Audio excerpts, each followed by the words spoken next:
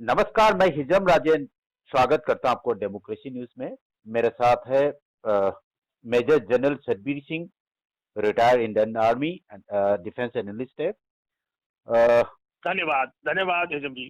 General साहब, मेरा कुछ प्रश्न जो है वो डिफेंस से रिलेटेड। अब आज जो चाइना के साथ जो अभी हमारे साथ जो दिक्कत हो रखा है, जनरल साहब 16 बिहार रेजिमेंट का एक कमांडिंग ऑफिसर और 20 जवान जो है हाल ही में जो गलवान वैली में जो चाइना के साथ जो रात को 14 और 15 की जो रात को जो क्लैश हुआ था उसमें शहीद हो गए थे। डेमचौक, ढोकलाम, गलवान वैली, चुमाथांग, चूसुल एयरपोर्ट, पेंगोंग सो, ये चाइना की तरफ से बहुत ज्यादा एग्रेसिवली हमारा ऊपर जो है हमारे जो टेरिटोरीज को कब्जा करने का कोशिश की है। 1962 में बेशक हम नए नए हमारे वार की एक्सपीरियंस नहीं था, लेकिन 1967 में सिक्किम की तरफ से जो सिक्किम की जो ईस्टर्न जो सिक्किम की तरफ जो है चाइना को बहुत बुरी तरह से हमने उनको जवाब दिया था। अभी तीसरे दौर की जो लेफ्टिनेंट जनरल कोर कमांडर की लेवल की जो है बायलैटरल टॉक हुआ है, लेकिन अभी तक उसकी कोई नतीजा नहीं निकले हैं। जनरल साहब, 1962 में 303 राइफल से हमारे जो इंडियन आर्मी ने चाइना के साथ लड़ाई लड़ी। आज 303 बीजेपी के एमपी है। क्या एक ज्वाइंट ऑल पार्टी मीटिंग्स बुला करके सबको संबोधित करना चाहिए था, लेकिन हुआ नहीं अभी तक। मेरा 3 प्रश्न है।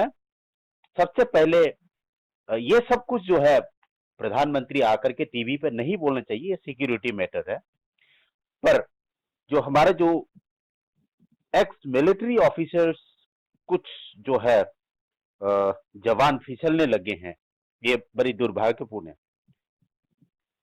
कर्नल अजय शुक्ला एक अच्छे जर्नलिस्ट है, उनके अच्छे लेख है, उनकी ब्लॉग बहुत अच्छे इंटरनेशनल लेवल की है। उनकी कहना है जनरल साहब, बहुत सारे जो लद्दाख, ईस्टर्न लद्दाख में जो है चाइना ने कब्जा कर लिया। मैं ओवर टू जनरल सदवी साहब। यस, तो आपका सवाल आपने बोला कि ये चाइना जो आगे आया हमारे एलएसी को क्रॉस करके जी, और अजय शुक्ला ने बोला कि वो 4 जगह पे वो हमारे एलएसी क्रॉस करके आगे हैं, वो दुरुस्त निकला, वो सही था। जी, अभी चाइना ने क्यों किया ये पूरी अभी दुनिया को मालूम है कि जो ये कोरोना उनके यहाँ से शुरू हुआ और उनके यहाँ 2 ही जगह पे सीमित रह गया और 180 से ज्यादा कंट्रीज के अंदर फैल गया। भारत में भी ये महामारी आ गई। एक तो वहां हम जूझ रहे हैं और दुनिया में वो कह रहे हैं कि ये चाइना का से शुरू हुआ या उन्होंने भेजा या क्या वो लेबोरेटरी में बना या वो वहां से उत्पन्न हुआ। ऐसे कई बातें चल रही हैं, कोई ठोस सही ट्रूथफुल बात अभी तक दुनिया में बहने की। दूसरा, ना ही उसका अभी तक कोई इलाज निकला और बहुत जबरदस्त महामारी है। आज भी हमारे भी देश में 6 लाख से ऊपर लोग तकरीबन पहुंच गए हैं और दुनिया में अमेरिका में सबसे ज्यादा नुकसान भी हुआ है। तो अभी दुनिया जब ब्लेम कर रही है चाइना को, और चाइना का जो शुरू से रहा है कि वो हर जगह के ऊपर हड़प करना चाहती है, वो दूसरे के एरियाज को, एक्सपेंशनिस्ट आइडियाज एटीट्यूड को, और वो ऐसा उसका ये सोच है कि मैं जबरदस्ती ये दुनिया के ऊपर दूसरे देशों में उनके ऊपर कब्जा करूं या उनके ऊपर प्रभावित हूं ताकि मेरी जो है वो मानी जाए, तो वर्ल्ड पावर बनने के लिए। तो वो सोच उनको इस वक्त कौन सा देश जो चैलेंज कर सकता है, और उनकी नजर में और है भी सही भारत ही एक देश नजर आता है। तो वो भारत को भी कहीं ना कहीं वो बताना चाहता है कि आपको हमारा जो ताकत है उसको मानना होगा और हम आपको भी दबा सकते हैं। अभी उनको शायद मालूम नहीं कि हिंदुस्तान अभी 62 का हिंदुस्तान नहीं है। तो उन्होंने एलएसी जो है, मैंने भी 9 साल नॉर्थ ईस्ट में काम किया और छोटे रैंक से लेकर बड़े रैंक तक, ब्रिगेडियर तक मैं उधर रहा। और मैंने आप देखा है कि जो चाइना है, वो जो एलएसी है, वो तकरीबन हमें मालूम है कहाँ पे है, और दोनों देशों को वो मालूम है।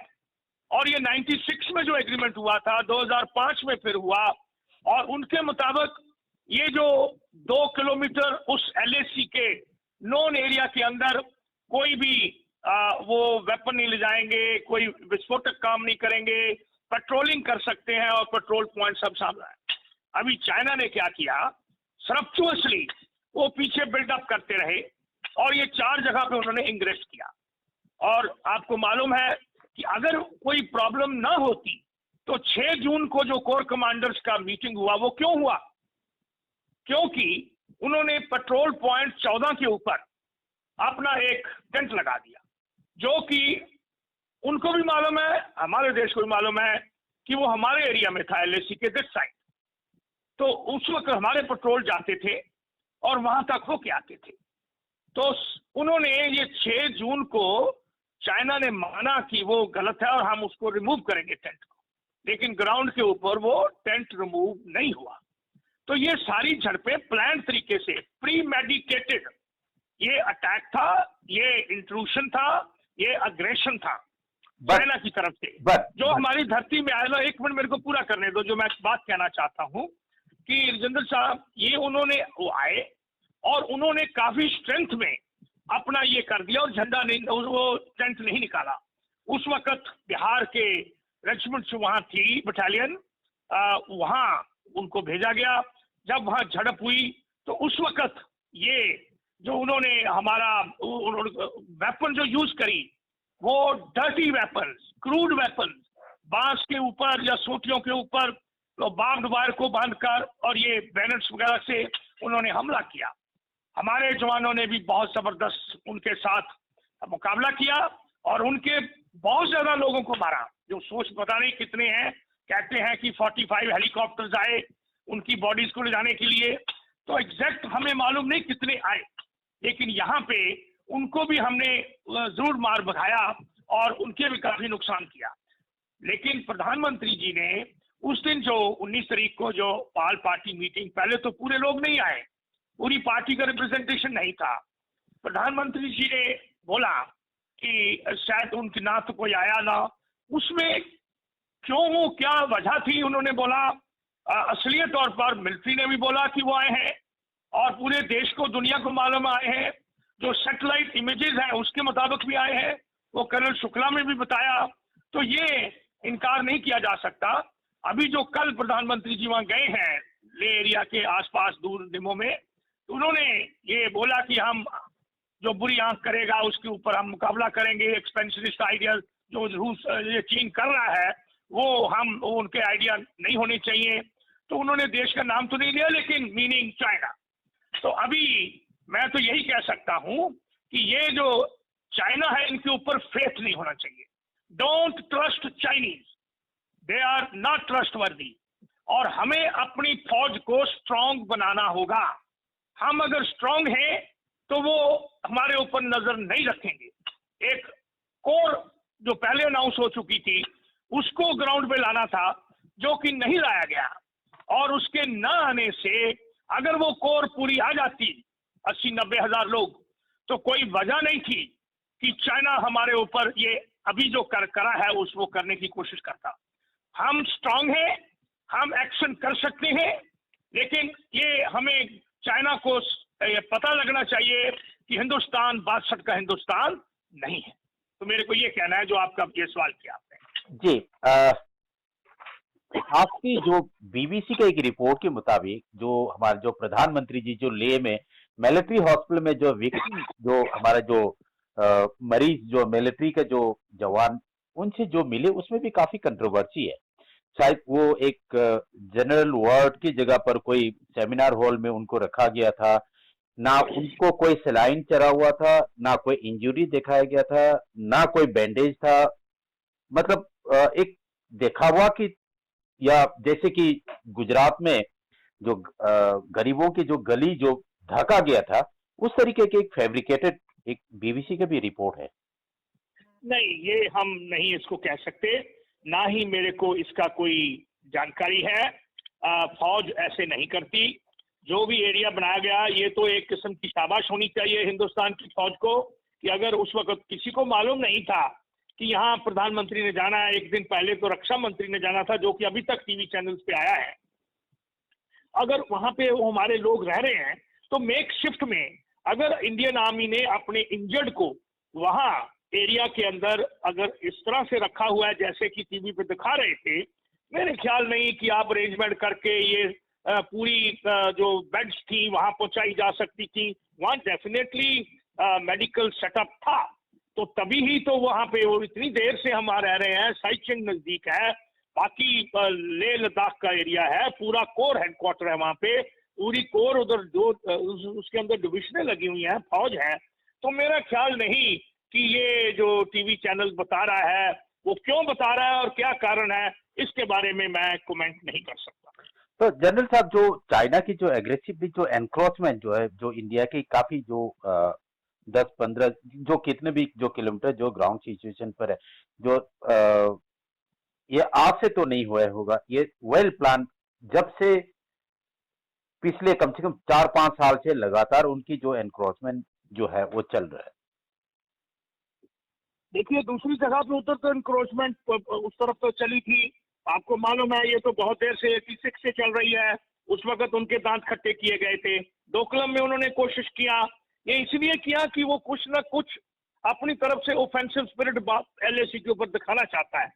कोई ना कोई चुटपुट हम हिंदुस्तान के साथ लगे रहे ऐसे। लेकिन हिंदुस्तान को जब आंख दिखाई जाएगी उनको, चाइना को, कि हम वो नहीं हैं और तुम नहीं कर सकते, ये मिलिटरली, ये इकोनॉमिकली और ये पॉलिटिकली, ये डिप्लोमेटिकली, चारों पांचों जगह से हमने चाइना को दिखाना है कि हिंदुस्तान अभी बहुत तगड़ा है और उनको दिखा सकता है। ये बिल्कुल सही किया इकोनॉमिकली, उनके सारे कॉन्ट्रैक्ट कैंसिल कर दिए। अभी हम देखेंगे ना उनकी कंपनियां कहां से आती हैं वो।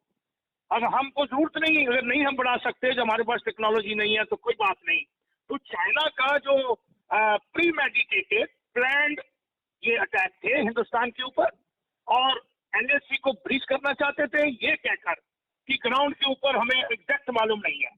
ये चीज हमारे हिंदुस्तान को भी समझनी चाहिए कि ऐसा क्यों, इतनी देर हो गई, हमें सब मालूम है कौन सी पहाड़ी और कौन सी पहाड़ी पे वो आते हैं, कौन सी पहाड़ी हमारी आती है। ये पूरा एरिया जो है जितने 1000 किलोमीटर के हैं वो, तो ये मालूम है हमारी एलएसी का क्या है। लेकिन वो अगर इसको नहीं मानते, अभी क्यों? क्योंकि परली तरफ उन्होंने वे कराकोरम पास बना के पास से उधर से एक रोड बनाई है जो हमारे पीओके से जा रही है, और वो रोड उसको मालूम है कि हमारे हिंदुस्तान का डिक्लेयर्ड पॉलिसी है कि पीओके हिंदुस्तान का हिस्सा है। तो उससे जो बना रखी है उसकी नजर यहाँ से साइकिल से वहां से हमारे को हम देख सकते हैं। तो वो करने के लिए ये हाइट्स को ऑक्युपाई करना चाहता है ऑब्जर्वेशन के लिए। ये स्ट्रेटेजिक थॉट है, और उसको ये जो एरिया को स्ट्रेटन करना है बॉर्डर, ताकि वो उधर मिलाकर पूरे एरिया को कंट्रोल कर सके। ये उसका जो सोच है वो हम कभी भी हिंदुस्तान को साबित नहीं होने देना, सक्सेसफुल नहीं होने देना। पूरा हिंदुस्तान तैयार होकर हम इस वक्त जो बॉर्डर के ऊपर हालत है, हम अपनी मिलिट्री की सपोर्ट करते हैं, और मिलिट्री बहुत अच्छे एक्शन कर रही है और करती रहेगी, काबिल है, और उसके दांत खट्टे करेगी। और गवर्नमेंट भी इस वक्त हम उनके साथ हैं, पूरा हिंदुस्तान उनके साथ होना चाहिए। अगर कोई भी वो स्ट्रॉन्ग से स्ट्रॉन्ग एक्शन लेता है गवर्नमेंट, तो हम उनके साथ हैं। तो दोनों देश जो है सुपर पावर है आज के दिन पर, तो क्या आखिरी जो है एक वार, एक लड़ाई ही क्या आखिरी एक हमारा विकल्प होगा? नो, लड़ाई लास्ट विकल्प होता है जो नहीं होना चाहिए। और अगर ये वो, मेरा ख्याल चाइना भी ये समझेगा कि उनके जो इतनी करोड़, हमारे से ज्यादा आबादी है उनकी, हमारे 135 करोड़ लोग हैं और उनके भी बहुत लोग हैं, और उनको मालूम है कि गुर्बत क्या चीज होती है। वो अभी 90s के अंदर उन्होंने टेक्नोलॉजी बढ़ानी शुरू करी, वो भी कोई पहले ओलिया मोलिया नहीं थे, वो भी 30-40 साल से उन्होंने अपनी टेक्नोलॉजी और सारा काम करके आगे जो आधुनिक वेपन ये वो बना रहे हैं। लेकिन चाइनीज वेपन जो है वो कहीं सुपीरियर नहीं है बाकियों से। तो ये मैं उनको तो वार लड़ी नहीं है। 62 की लड़ाई के बाद चाइना ने कोई लड़ाई नहीं लड़ी। जो भी बीच में 67 में कुछ हुआ या दूसरे देश के साथ, कोरिया के साथ हुआ, वो भी थोड़ा सा हुआ, तो वो नहीं है कुछ भी। चाइना के पास इतने बड़े जो उनकी फौज है, उन्होंने कोई लड़ाई का एक्सपीरियंस नहीं है, कोई वेपन सिस्टम नहीं है, कोई सुपीरियरिटी नहीं है। हिंदुस्तान ने इतनी लड़ाइयां लड़ी अभी तक, 1950 के बाद ही हम शुरू हो गए, हमारी लड़ाइयां शुरू हो गई, 62 तक में लड़ाई शुरू हो गई। तो ठीक है, उस वक्त वेपन नहीं थे, हमारे इकोनॉमी नहीं थी, तो ये सारी बात सही है, लड़ाई आज नहीं होनी चाहिए।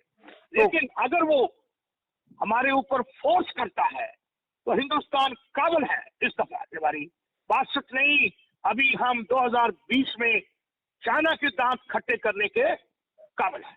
तो जनरल साहब, हमारा क्या डिप्लोमेसी में फेलियर है? मैं फेलियर किसी चीज की नहीं आजम जी बोलूंगा, मैं ये कहूंगा कि डिप्लोमेटिकली ये पहले कर लेना चाहिए था। हमारे जो सिक्योरिटी एडवाइजर हैं वो कई बार चाइना गए, वो ये सारी बातें, क्या इंटेलिजेंस हमें नहीं मालूम, क्या उनको नहीं मालूम, क्या ये नई जो इंटेलिजेंस हमारे पास एजेंसियां हैं उनको नहीं मालूम? तो ये कहीं ना कहीं जो भी कमियां पेशियां हैं वो उसका छानबीन होनी चाहिए, उसके ऊपर बातचीत होनी चाहिए। और मैं फिर दोबारा एक बार वही कई बार दोहराता हूं, आपने भी सुना होगा कि हमारे भगत सिंह जी ने बोला था, शहीद आदम भगत सिंह जी ने, कि कोई डेवलपमेंट नहीं हो सकती जब तक हम की जो एग्जिस्टिंग ऑर्डर है उसको क्वेश्चन नहीं करते, उसको क्रिटिसाइज नहीं करते कंस्ट्रक्टिवली, और हम एनालाइज नहीं करते। तो इश्यूज तो खड़े होते हैं। अगर कोई जैसे कारगिल की लड़ाई हुई तो कैसे वो आगे जब हमारे प्रधानमंत्री लाहौर में बैठे थे तो वो कैसे पहले से ही 2-3 महीने से हमारे अंदर घुस आए थे। तो कहीं ना कहीं हमारी जो कमियां पेशियां हैं उसमें डिसीजन मेकिंग दे लो, उसकी एक्विजिशन ऑफ इंफॉर्मेशन बोल लो, एक्विजिशन ऑफ इंटेलिजेंस बोल लो, शिफ्टिंग ऑफ इंटेलिजेंस बोल लो, और जो हमारे ऊपर जो सिस्टम चल रही है डिसीजन मेकिंग के, इसीलिए तो कारगिल की लड़ाई के बाद बोला गया था कि एमओडी को रीस्ट्रक्चर होना चाहिए, जो रेगुलर फौज है वहां पे पोस्ट होनी चाहिए, वो नहीं किया गया अभी तक। जनरल साहब, कारगिल लड़ाई के बाद जो है, कारगिल वार के बाद अभी तो जनरल बिपिन रावत को जो है सीडीएस बनाया गया, लेकिन अभी तक जनरल बिपिन रावत ने अभी तक तो कोई स्टेटमेंट दिया नहीं है इसके बारे में। भाई देखिए, मैं उसके बारे में कमेंट नहीं करना चाहता, क्योंकि उसका जो लिखित पढ़त काम है वो तो और आया है, उसको ऑपरेशनल कंट्रोल नहीं है। असली तौर पर तब वो अपना एडवाइस कर सकते हैं जबकि उनके पास ऑपरेशनल कंट्रोल भी, उनका तो दूसरे काम दे रखे थे, जो उसके जो किताब में इशू हुआ था, जो अखबार में आया था। तो अभी डिटेल्ड अगर उनको ये सारा कुछ असलियत तौर पर जो सीडीएस होना चाहिए जिसकी सोच थी, वो सीडीएस ग्राउंड पे नहीं बनाया गया। तो या तो ऐसे बनाए और फिर उनको उसकी अथॉरिटी दें और फिर उनको अकाउंटेबल बनाए, उनको रिस्पॉन्सिबिलिटी दें। ये तीनों चीजें, अथॉरिटी, रिस्पॉन्सिबिलिटी और अकाउंटेबिलिटी, तीनों साथ साथ जानी चाहिए, तभी काम हो सकते हैं। आप किसी को दे दो अथॉरिटी और किसी को दे दो रिस्पॉन्सिबिलिटी और किसी को बोलो तुम्हारी जिम्मेवारी, ये कैसे हो सकता है? फौज को हमेशा करने लग जाते हैं, जैसे एक टीवी चैनल की एक लेडी ने बोला, एंकर ने, कि फौज की गलती है। अरे फौज तो लीगल एडवाइस देती है और गवर्नमेंट की पॉलिसी को एग्जीक्यूट करती है। फौज अपनी तरफ से बिल्कुल ठीक ठाक है और जो गवर्नमेंट है वो भी अपनी तरफ से ठीक ठाक काम सोच रहे हैं, उनके मुताबिक बिल्कुल ठीक है, लेकिन तालमेल में जो त्रुटियां आ जाती हैं उनको दुरुस्त करने की जरूरत है। तो हमारा प्रधानमंत्री साहब चाइना में 18 बार गया।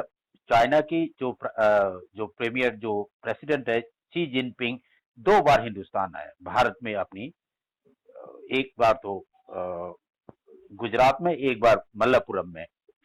नारियल डिप्लोमेसी के भी बहुत चर्चे हुए थे और झूला वाला डिप्लोमेसी के भी बहुत चर्चे हुए थे। तो क्या हम पिछले 7 साल से हमने अपनी कोई टेक्नोलॉजी डेवलप नहीं की? हम चाइना के ऊपर डिपेंड होते रहे। अभी क्या चाइना को ब्लेम किया जाएगा? हम अपनी कमियां को नहीं, देखिए, ब्लेम इसलिए कर रहे हैं कि उन्होंने जो हेजमोनिक, जो अपने धूस जमाने का जो उसका सोच है वो उसके बारे में कह रहे हैं।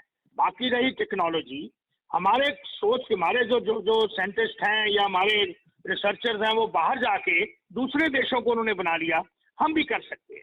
तो ये हमारी रिसर्च एंड डेवलपमेंट, उसके ऊपर खर्च करना, डिफेंस के बजट के ऊपर खर्च करना, अगर हम 1.45 जीडीपी का बजट रखेंगे तो वहां क्या रिसर्च के लिए आप रोक सकते हो, क्या डिफेंस को मॉडर्नाइज कर सकते हो, ये बहुत बातें हैं, इसमें कई से सवालात आ जाते हैं। तो हमारे को सटनली हमारे एक इंडस्ट्रियल हब बनाना चाहिए, डिफेंस इंडस्ट्रियल हब देश के अंदर। हमारे पास इतने बिलियन डॉलर्स का हम इंपोर्ट करते हैं खर्चा वेपन सिस्टम के ऊपर, क्यों ना हम अपने हिंदुस्तान में इस चीजों को शुरू किया जाए, जो गन्स हैं, जो टैंक्स हैं, जो एयरक्राफ्ट हैं, जो हमारा स्वदेशी जिसे बोलते हैं, वो मूवमेंट एक मूवमेंट देश की बन जानी चाहिए कि हम भी अपनी टेक्नोलॉजी, जब चाइना ने शुरू किया आज से 30 साल पहले, तो चाइना के पास क्या था, यही था, लेकिन वो अपने गए दूसरे देशों में सीख के आए, फिर आए, उन्होंने अपनी जो भी कार्रवाई करी वो नोन है पूरी दुनिया को। तो हिंदुस्तान को अपना डिफेंस इंडस्ट्रियल जो हब है वो बनाना चाहिए देश को, और अपने जो आधुनिक अपने विदिन देश जो है स्वदेश की मूवमेंट वो शुरू होनी चाहिए। और कुछ समय लगेगा, 10, 15, 20 साल, हमारा देश भी एक बहुत शक्तिमान देश, वेपन बनाने वाला और वेपन एक्सपोर्ट करने वाला। अभी हम वेपन किसको एक्सपोर्ट कर रहे हैं? म्यांमार को और श्रीलंका को, और हम दुनिया से 11 देशों से वेपन ले रहे हैं। तो हम दूसरे से क्यों लें? क्यों ना आज 2020 में अपनी टेक्नोलॉजी को बढ़ाएं। तो हमारी जो इतनी बड़ी रिसर्च की जो लेबोरेटरीज हैं, 52 या 54 रिसर्च लेबोरेटरीज है हमारी R&D की, इसी तरह जो ऑर्डिनेंस फैक्ट्रीज है, ये सारे कुछ मिलकर इनको सोच विचार करना चाहिए। देश को एक अच्छी सलाह मिलनी चाहिए, देश की एक अच्छी पॉलिसी होनी चाहिए। सबसे पहले देश की नेशनल सिक्योरिटी, अगर आप स्ट्रांग हैं, कहते हैं एक इक्वेशन है, स्ट्रांग मिलिट्री से स्ट्रांग सिक्योरिटी से strong nation, strong military, strong security, strong nation. इसको आप गांठ बांध लो। अगर ये हम करेंगे तो देश सुरक्षित होगा, देश डेवलप होगा, इकोनॉमी बढ़ेगी, लोग खुशहाल होंगे और हम सुख की नींद सोएंगे। तो प्रधानमंत्री के जो एक संदेश था, विस्तारवाद की जगह पर हम विकासवाद करें। क्या करें? विकासवाद, विस्तारवाद नहीं, विकासवाद। हाँ, विकासवाद वो जो चाइना की बात कर रहे हैं, एक्सपेंशनिस्ट, वो बात कर रहे हो कि अपने देश के अंदर की विकास? चाइना विस्तारवाद करते हैं और विकासवाद करते हैं, हम जो विस्तारवाद नहीं, हम विकासवाद पे हम विश्वास करेंगे, ये बताएं। ये ठीक है, विकास मतलब हम डेवलपमेंट चाहते हैं, वो सही स्टेटमेंट है, लेकिन उसके करने के लिए सिर्फ बातों में नहीं, तो उसको ग्राउंड के ऊपर एग्जीक्यूट होना चाहिए। मैं भी यही पूछ रहा हूं, क्योंकि जो डिफेंस की R&D पे बजट कम देते हैं, हमारा एजुकेशन पर बजट कम देते हैं, यूनिवर्सिटी में बजट नहीं देते हैं, हमारा जो हॉस्पिटल की जो हेल्थ सिस्टम है यहाँ पर बजट नहीं देते, तो आप कैसे विकासवाद की बात करोगे? इज़म जी, अभी इस वक्त तो देश एक समस्या से गुजर रहा है। इस वक्त हम पूरे देश को गवर्नमेंट की और मिलिट्री के साथ होना चाहिए, और मिलकर हम इस जो अभी हमारे ऊपर ये वॉर लाइक सिचुएशन बनी है, उस पर जीत हासिल करनी है। तो पूरा देश इकट्ठा होकर एक साथ गवर्नमेंट के साथ और मिलिट्री के साथ होकर हम सपोर्ट करें। जब ये पूरा हो जाता है और सिचुएशन ठीक हो जाती है, तो एक एक चीज का छानबीन होना चाहिए, और एक और टाइम बाउंड, ये नहीं कि 10 साल लग जाएं, 6 महीने के अंदर अंदर पूरा विश्लेषण करके और ऐसी प्लान बनाकर अगले 6 महीने के अंदर प्लान बनाकर एग्जीक्यूट होना चाहिए। जब तक हम सिर्फ बातें करते रहेंगे तो ग्राउंड के ऊपर कुछ नहीं होगा। हमें बातें भी करनी है, हमें उनको ग्राउंड के ऊपर लागू भी करना है, और हमने रिजल्ट भी पाने हैं, फिर हमने उससे सीखना है और फिर प्लान बनानी है, फिर आगे कार्रवाई करनी है। जब तक ये नहीं होगा तब तक हम ऐसे ही बातों में पिछड़े रहेंगे और देश हमेशा नीचे नीचे होता रहेगा। डेवलपमेंट करने के लिए हमें अच्छा विश्लेषण भी करना जरूरी है। जी जनरल साहब, बहुत बहुत शुक्रिया, आपने इतनी जो कंस्ट्रक्टिव जो सजेशन दी है देश को, और देश ये सरकार के पास जरूर पहुंचेगा आपका मैसेज। बहुत बहुत शुक्रिया जनरल साहब। धन्यवाद जी, धन्यवाद। कभी भी आपको किसी तरह के सवालात हो, मैं अपनी सोच से जो बता सकता हूं वो देने के लिए तैयार हूं। जय हिंद, जय भारत। इसके साथ पूरे देशवासियों को यही कहूंगा कि इकट्ठे unity in diversity, unity of nation, together रहें और हम चाइना का मुकाबला करें, अपनी मिलिट्री को और अपनी गवर्नमेंट को सपोर्ट करें और हम जीत हासिल करें। लेकिन आखिरी एक शब्द और मैं जोड़ना भूल गया था। कल नीमू बेस कैंप में, आर्मी बेस कैंप में हमारे जो नरेंद्र मोदी, हमारे जो प्रधानमंत्री साहब ने OROP की बात कही। अब OROP का एक एक्टिविस्ट रहा है, पिछले 6 साल से आप जंतर मंतर में लगातार धरना दिया करते थे। आपके क्या विचार था? मैं बहुत ज्यादा समय नहीं देखिए, मैंने ये कई क्योंकि जनरल साहब, क्योंकि आपने ये बोला कि आज वार सिचुएशन है, मैं सरकार के साथ हूं, लेकिन कल सरकार की जो हेड है, हमारे देश की जो प्रमुख है, उसने ये बताया कि मैंने OROP भी दे चुका हूं सोल्यूशन। देखिए जी, ट्विटर के ऊपर जो इंफॉर्मेशन आई, कई बोलते हैं कि प्रधानमंत्री जी ने बोला कि मैंने 1 रैंक 1 पेंशन दिया है, और कईयों ने बोला ऐसी कोई बात नहीं हुई। मैं सिर्फ ये कहूंगा, अगर ऐसी कभी भी प्रधानमंत्री जी सोचें कि 1 रैंक 1 पेंशन दे दिया है, वो गलत है। वो मैं आज भी ट्विटर के मार्फत ये बोला था कि 1 रैंक 1 पेंशन गवर्नमेंट ने लागू नहीं किया है, उसमें त्रुटियां हैं, और ये परसेंटेज नहीं होता 1 रैंक 1 पेंशन का, उसका एक परिभाषा है जो गवर्नमेंट ने बनाई है, और उसको लागू नहीं किया गया। ये असलियत है और इसमें कोई दो राय नहीं है। मैंने तो प्रधानमंत्री जी से 15 मिनट की टाइम भी मांगा था, और मैंने पूरी श्योरिटी से कहा था कि हम उनको ये प्रूव कर सकते हैं कि उनको गलत बताया गया है। किसी ने भी बताया है कि दे दिया है 1 रैंक 1 पेंशन, वो बिल्कुल गलत है। बहुत बहुत ये मैंने आज भी ट्विटर के ऊपर लिखा। हाँ, ये सवाल अलग है, लेकिन आज नहीं उठाना चाहते हम ये सवाल। आज हम गवर्नमेंट के साथ है और मिलिट्री के साथ है। जब ये पूरा हो जाएगा तो 1 रैंक 1 पेंशन प्रधानमंत्री जी ने, गवर्नमेंट ने नहीं दिया है, ये बिल्कुल सच्चाई है। जनरल साहब, ये प्रश्न हम भी नहीं उठाना चाहता था, लेकिन हमारा प्रधानमंत्री खुद अपनी मुंह से बताए, ये कैमरे में कैद है।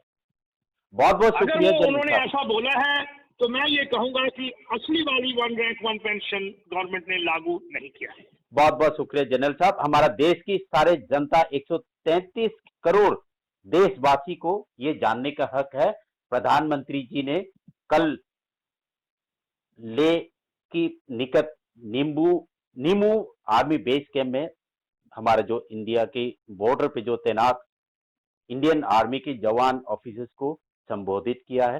साथ साथ में एक राजनीति का भी रंग ऊपर से चढ़ाया था, 1 रैंक 1 पेंशन की भी बात कहे थे।